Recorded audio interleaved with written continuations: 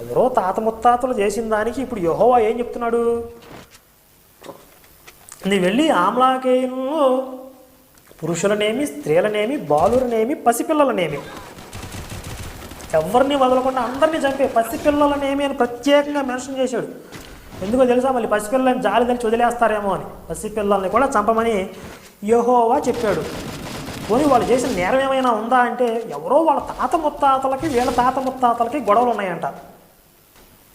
ఇశ్రాయేలీల తాత ముత్తాతలకి ఆమ్లకేయుల తాత ముత్తాతలకి గొడవలు ఉంటే ఇప్పుడు వెళ్ళి ఇశ్రాయేలీలందరినీ వెళ్ళి వాళ్ళని అందరినీ నాశనం చేయమని చెప్తున్నాడు.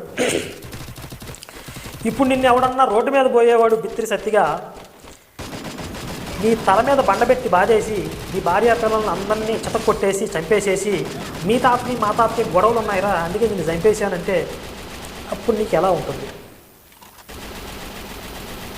అంటే